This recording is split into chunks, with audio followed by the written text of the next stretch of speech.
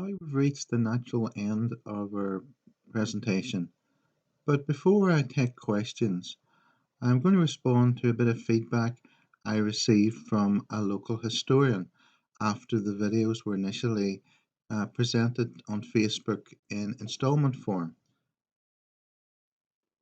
And I'm going to say it's time for a Brucie bonus. And because you've all played your cards right, we're going to have a little bit of extra history about another forgotten siege. And the question that was posed to me was, what about the siege of Tangier in 1680? Because it had Derry connections. So I've done a wee bit more research about this and I'm going to present that to you now. Tangiers is on the north coast of Africa near or part of modern day Morocco, and you can see where it is relative to Gibraltar and Spain.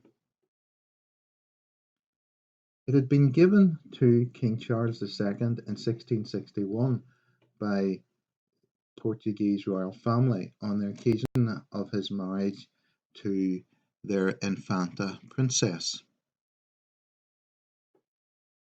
Now, there had obviously been a series of hostility with the native Muslims or Moors as they're known then. And in 1680, regiments from the Earl of Dumbarton, which were now known as the Royal Scots, were sent out to strengthen the garrison.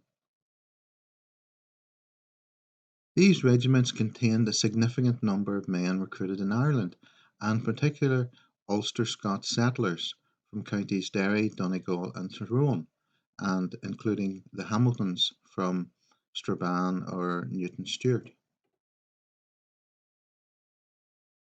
A certain gentleman known as Robert Lundy, who was then a captain, was wounded in battle in Tangiers, and he would eventually return to Ireland and become a lieutenant colonel in the Royal Irish Army before becoming the infamous uh, Lundy traitor in the Siege of Derry. But then he went on to be an adjutant in the Portuguese army. In my tours, I always refer to Lundy as more of a pragmatist rather than a traitor.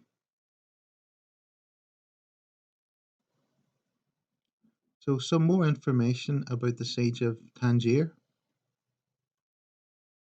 The hero of the siege was a James McCracken from County Londonderry. He had commanded a group of grenadiers, and without his actions, it was reported Tangiers would have fallen.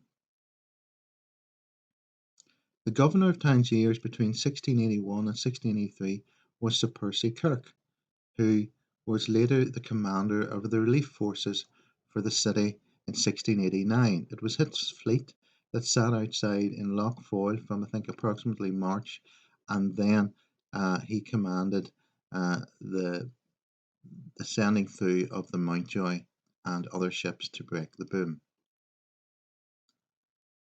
After Tangier was abandoned in 1684, the veteran officers returned to England, and they were nicknamed the Tangerines. And strangely enough, they were also accused of conspiring against King James II to put a certain William of Orange on the throne.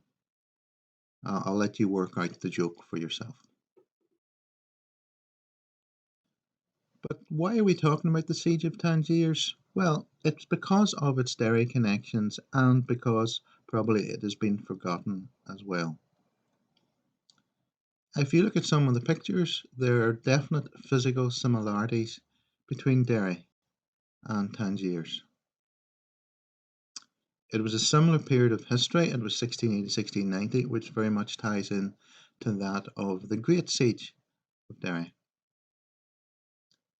And also, many of those who defended Tangiers turned out later to be involved in the Great Siege of Derry, mostly on the side of the defenders, though some of the Hamilton Strabane were actually in King James's army.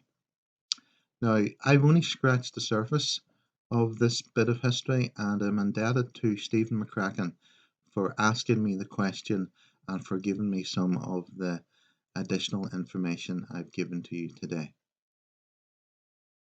And finally, just some questions on the presentation as a whole.